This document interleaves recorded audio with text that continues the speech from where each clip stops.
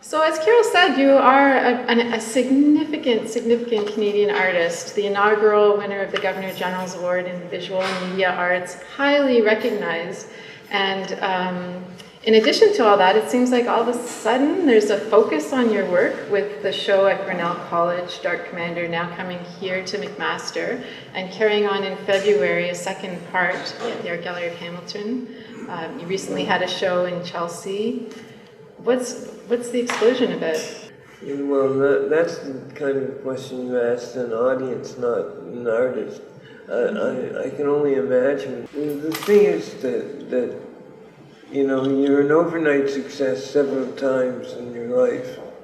You know, that it happens and then you get forgotten, and then it happens again and you get forgotten. So this is, in a sense, nothing new. It's delightful when it happens,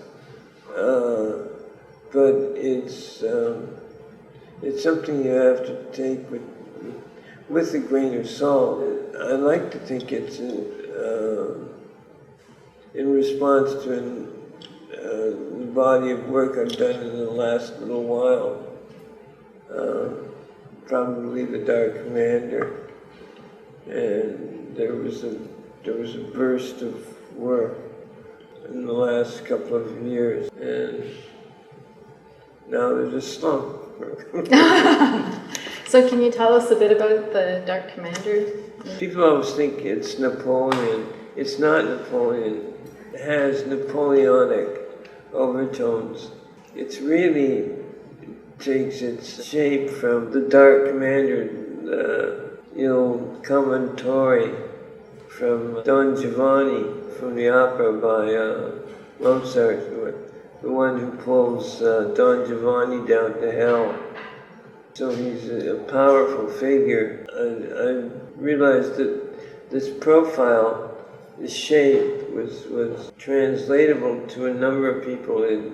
It worked for Nelson and for Wellington, and it was a popular look around the mid-1700s. Like in some of them, he's missing an arm.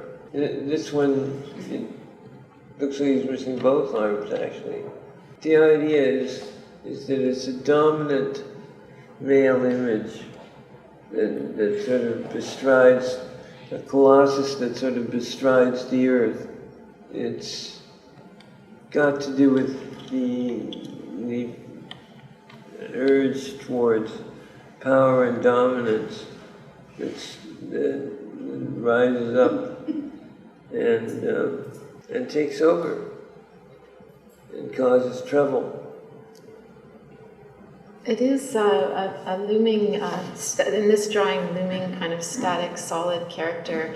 But what's great to be talking to you in front of one of your massive drawings is that you can really see the performative elements that are in your work. So what is it for you to have handprints and boot prints, and most artists would avoid those kinds of interventions? Well, for me, it's always been really important that I once was standing in front of a drawing, a very large drawing, and I heard a woman say, "Oh, my child could do that drawing," and I thought that was great, because that's exactly how I like to think of them. Because what she's really saying is, I could do that. She's not saying that her child could do it. She's saying she could do it. And that's the way I like to think of art, that art's not an exclusive, elitist kind of activity, that it's one that all kinds of people can engage in. It does take some effort to get to the point where you can do big drawings, But I like people to think that they can do it, because it urges them to try. Because the creative process, I think, is there within almost everyone. No, that's a great point about the democracy in art and production. But in addition to that, we have had a short conversation about the idea of good drawing and bad drawing and the immediacy that's in your work, and immediacy and aesthetics.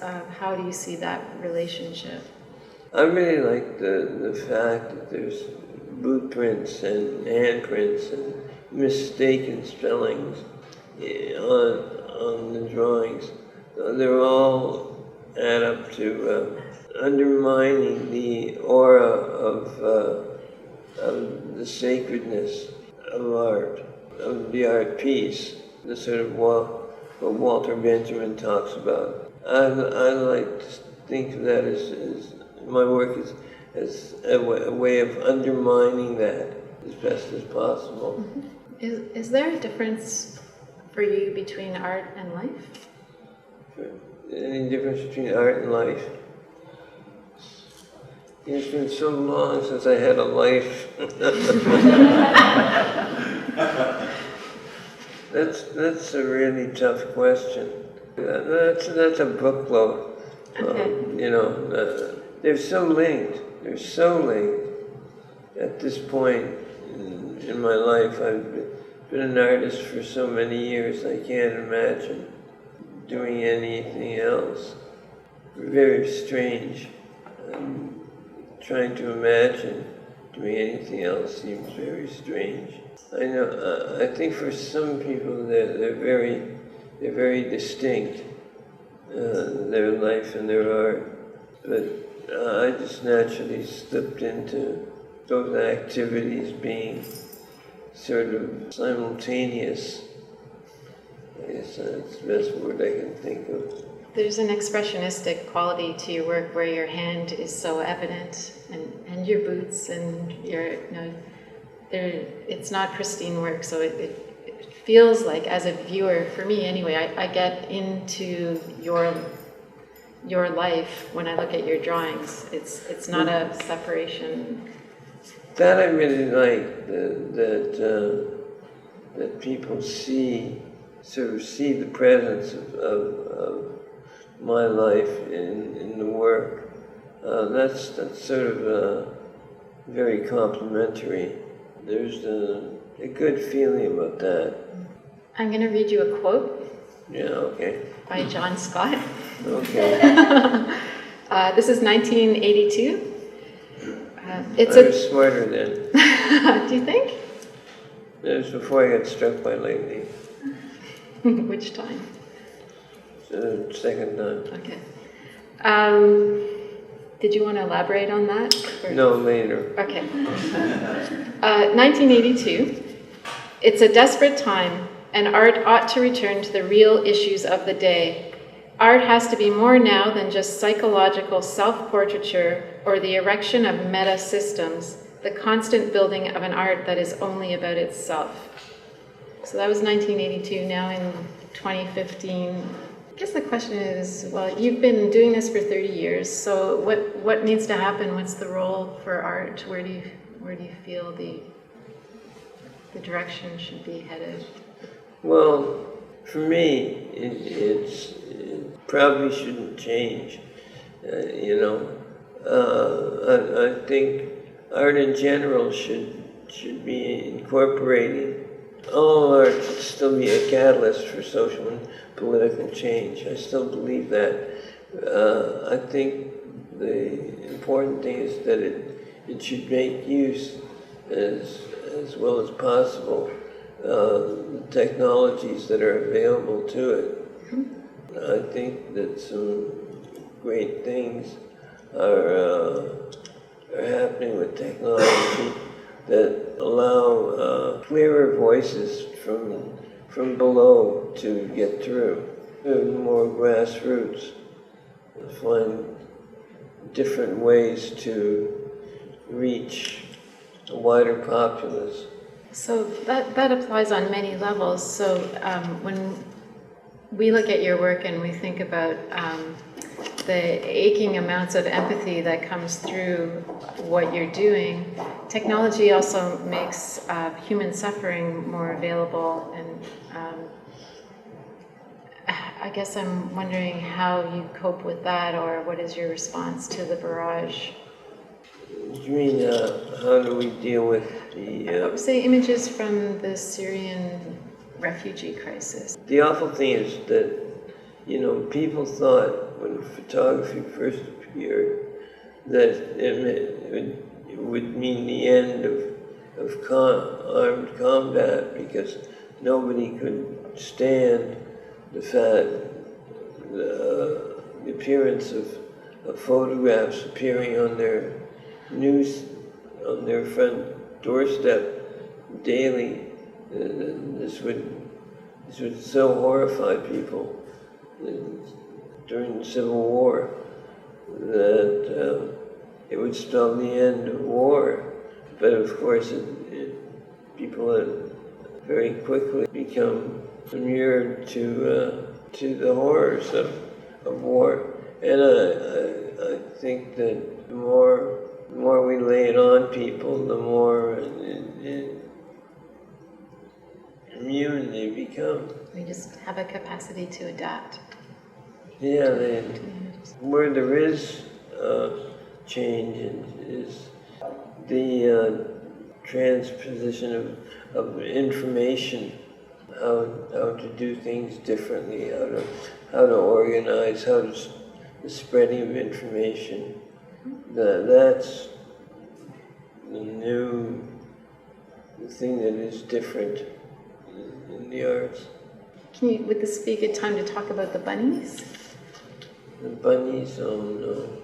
What a segue, right? Let's talk Well, the bunnies are, I guess I should tell the bunny story. The bunnies are ubiquitous in my work, and they have been right from the beginning. They evolved out of working at the Ramsey Wright Zoology Building at U of T.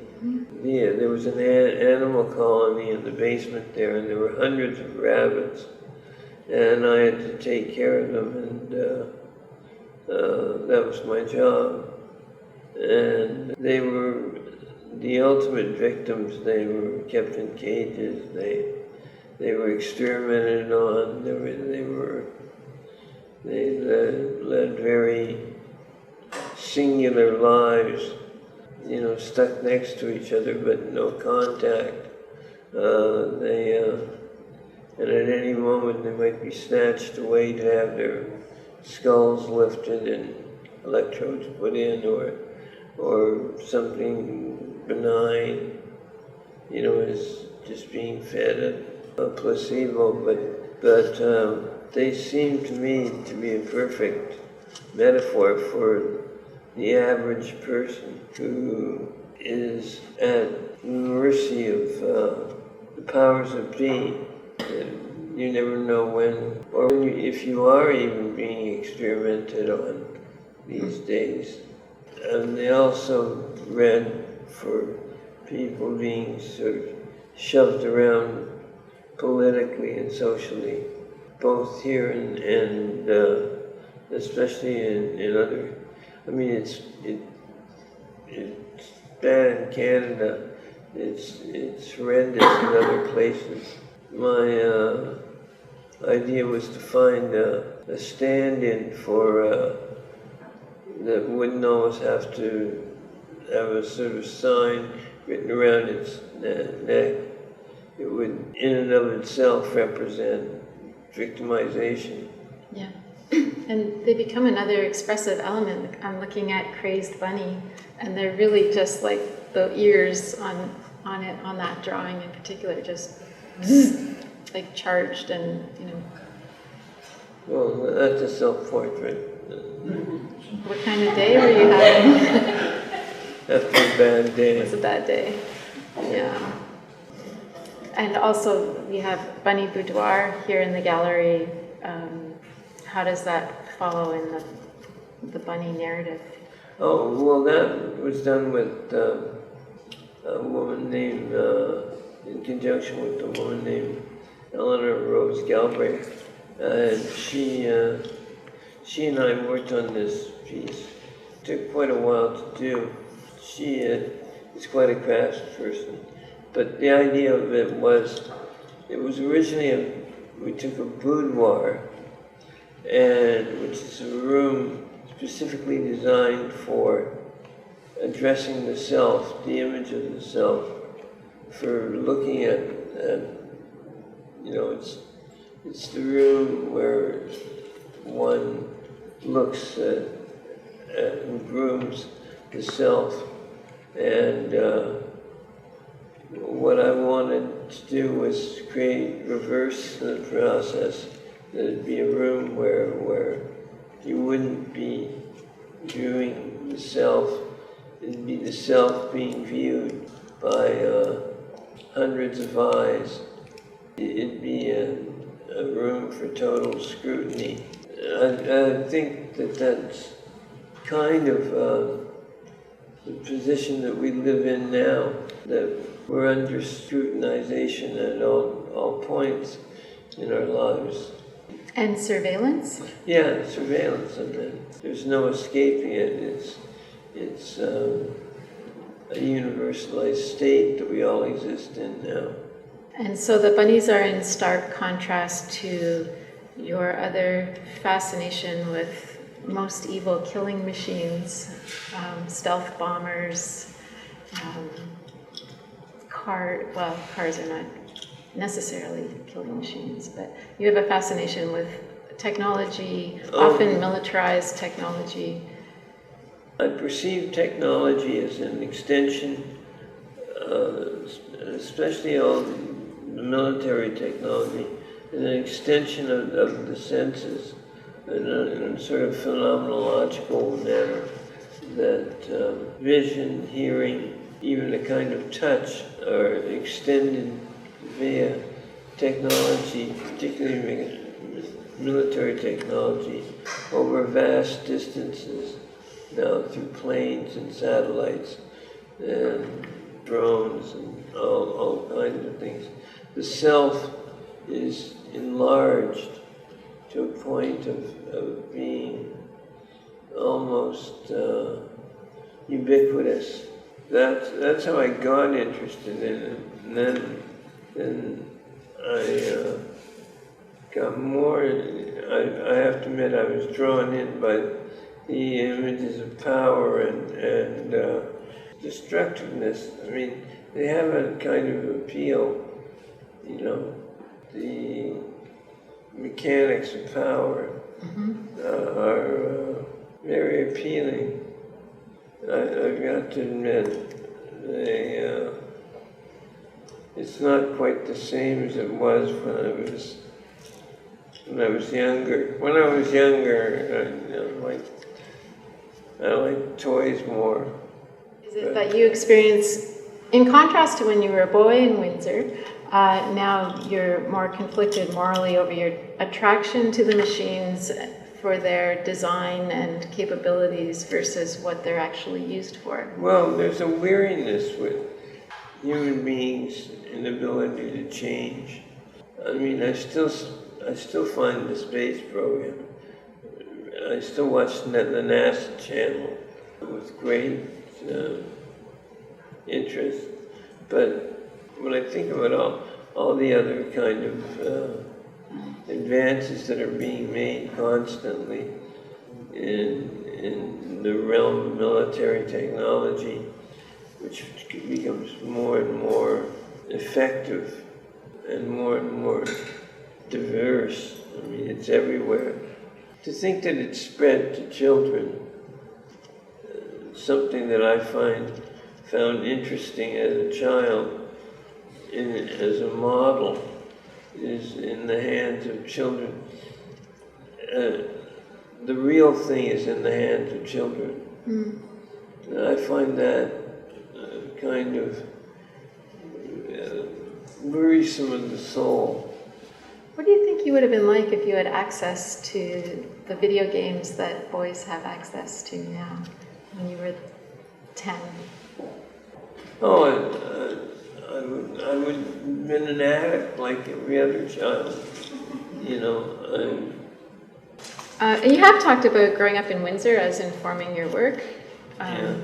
You want to say a little bit about that?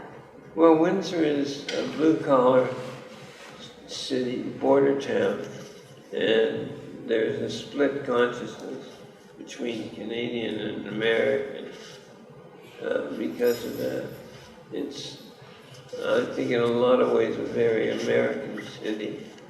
It certainly has sort of the violent overtones of an American city. It also has the sort of blue-collar interest of an average American city. That greatly affected me. It kind of polarizes you in a certain way. Mm-hmm.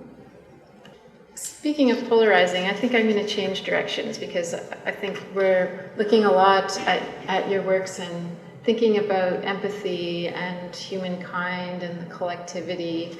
I like to talk about your exhibition at Mercer Union in the late 80s when you had opening night and visitors came to the door. Interrupt me if I'm not describing it properly because I wasn't there, but visitors came to the door and were blindfolded and then would go inside, and the blindfold would be removed only for them to see your hand from behind a curtain with a 357, and then snap, they'd have their Polaroid taken, the expression of fear. Yeah. What were you thinking? I wanted the expression of fear. I wanted the conditions that existed in the majority of the planet to manifest themselves in an art gallery in Canada. It was a very arrogant thing to have done. Now I think it was rather, actually the blindfold was left on, so they never saw, they weren't looks of terror, they just didn't know what was happening. They didn't even know. Yeah, there was blindfold. It was like this, you know. Oh. When did they become cognizant of what was happening? Well, then I took the blindfold off, and then they were terrified. But not photographed at that point? No, not photographed. No. And what happened to the Polaroids? I've still got the Polaroid somewhere. And do those people still talk to you? Yeah, most of them do. One girl complained to the police, and the police came to my place very late at night, that night, and I was just in the middle of a bath, of course, and just checked it out to see if it was a real 357, which it wasn't. So you were in the clear. I was in the clear. What role does humor play in your work? Well, I like to think it's what keeps you sane. Most people have, I won't say most people have a great sense of humor, but I think that I like to aspire to having a sense of humor in my work, because I think a lot of people have great senses of humor and can pick, even in the style, the clumsy and the style, there's an element of humor, and I think people pick up on that. Just want to go back to ideas around identity-based artwork, or what is masculine art, or what is considered feminine. Is there such a thing? And then maybe talk a little bit about the days when you were blurring that through your social life, when you would attend events in drag. Yeah, well, that's a long time ago. So a lot of it becomes vague, you know, why you do certain things. Mm-hmm. A lot of it's the arrogance of youth. I was really interested in the parallels between male and female.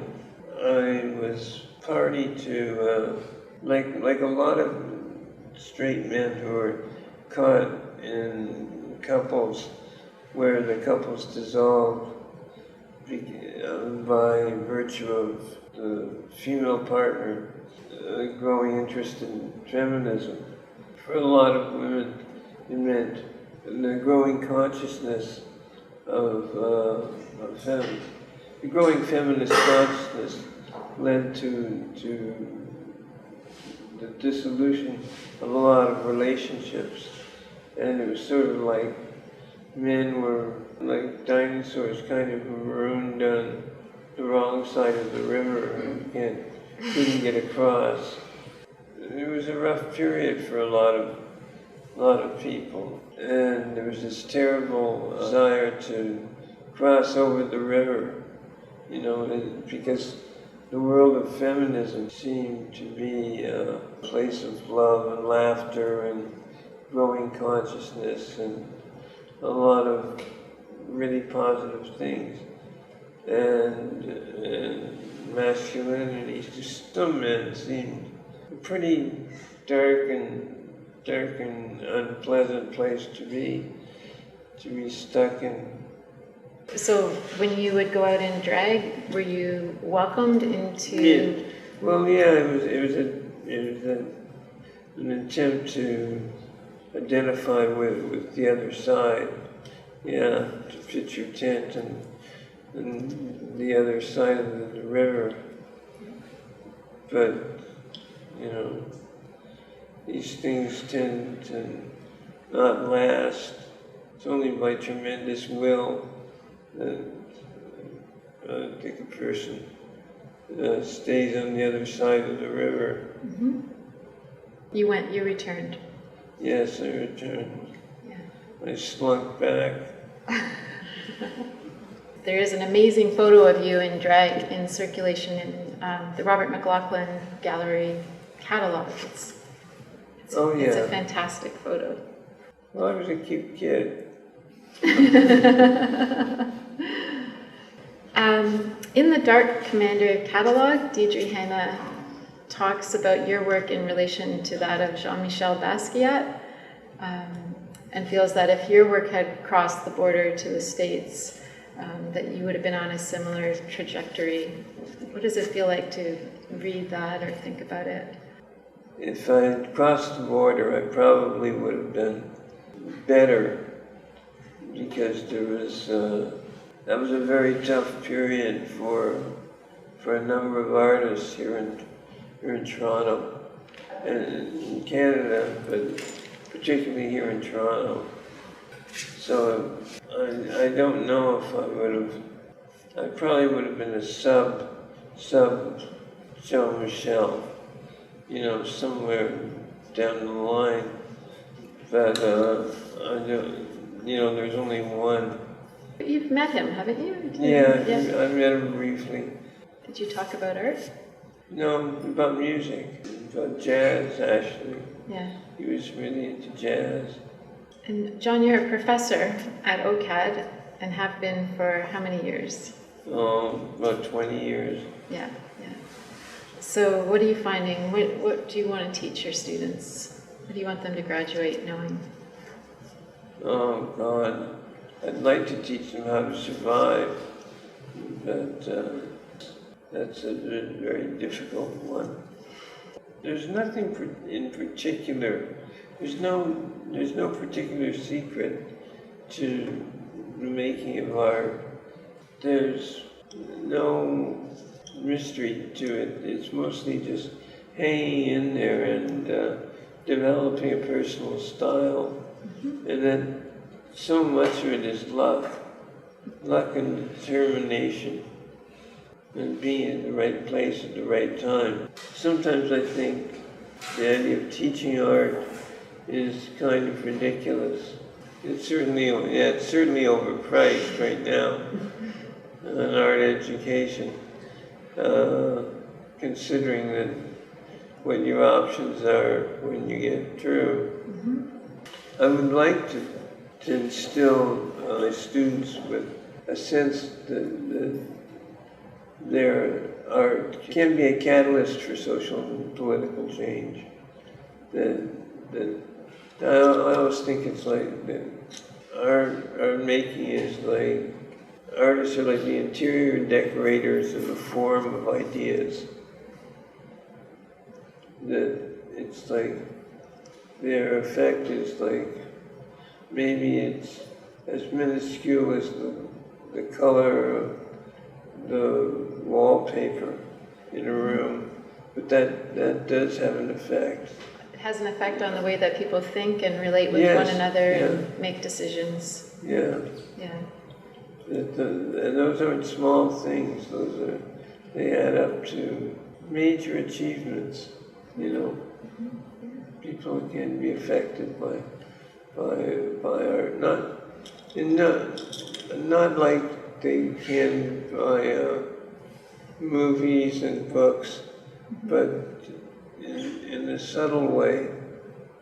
Speaking of major achievements, your Trans Am Apocalypse will be coming to Hamilton, to the art gallery in February. That's one of your most iconic works. Yeah. Do you want to give a bit of background on the car in advance of its arrival? The car is a 1981 Trans Am that was painted black first with a number of coats of latex paint, and then etched. The entire book of Revelations was etched into the body. The idea being that if the four horsemen of the apocalypse were to arrive now, they wouldn't come on horseback. They would come in a car, of course. They would come on the most viable means of transportation, which would be like the baddest car going, and the baddest car, like the car you would worry about if you were working at an all-night gas station, would be a Trans Am. People who drive them tend to have records, so the idea was to recreate the vehicle of the apocalypse. What is the experience of making something like that? Were you impacted by the text as you were spending so much time with it? The text is very impactful. There's no getting around it. It's for a pre-industrial society. It must have been overwhelming, those images. Now that we have movies and things like that can overwhelm the self, but to have those images forced into the public consciousness would be pretty extreme. I found them personally, some of them, the images, when they were transmitted to William Blake's drawings, hundreds of years later, still have an impact. There's still images with a great deal of power. Mm-hmm. The only thing I can think of as power is Goya's Disasters of War, which is another favorite of mine.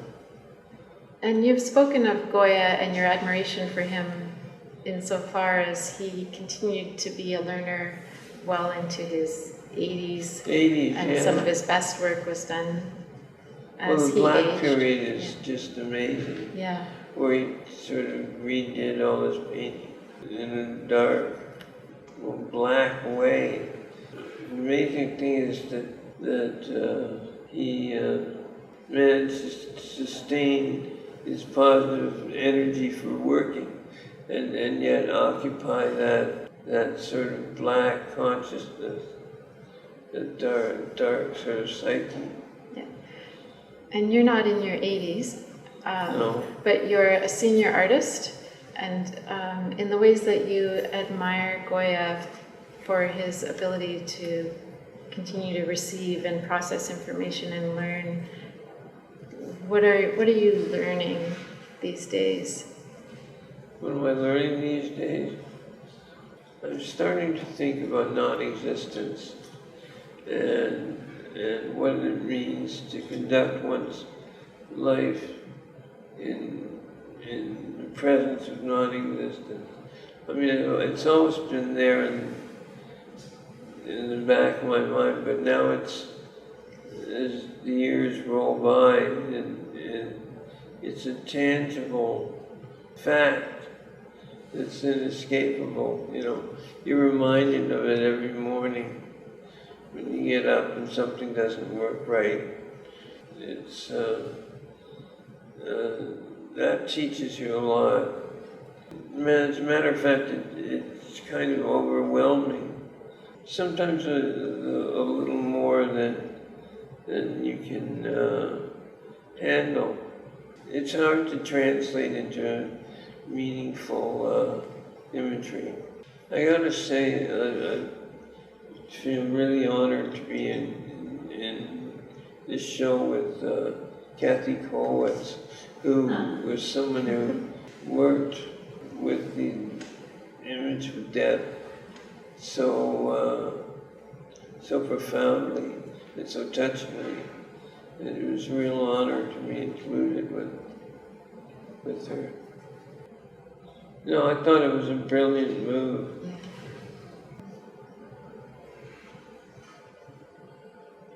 Well, I like to think I work every day, but I try to work every day, but it doesn't happen every day.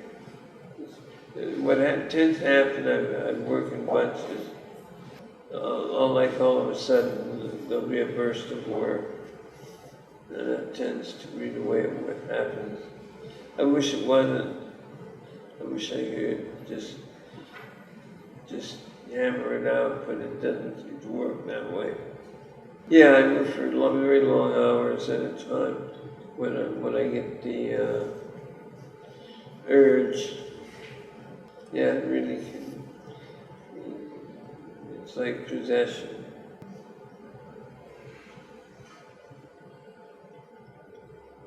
I think almost everything I do is a self-portrait, but it's really a portrait of Nicholas Motivier, the curator of the gallery that I show at. The idea is he's carrying the frame of a work of art, the idea being that it's transparent and you sort of can see through it. So it's about the transparency of art making and art collecting. Canopus is one of my favorite, has become one of my favorite drawings because it's about the pile-up of time, and it seems the weightiest image of the passage of time, the unforgivable forward march of events. I'm trying not to be morbid about this, but again, it refers back to the brevity of life and the constant way we measure time, and time is measured out for us. The old saying about time passing faster as you age is really, really true, I find. And this drawing was done a few years ago when I first really started to feel it. And looking back at it now, it seems like it was done like a few minutes ago, rather than years.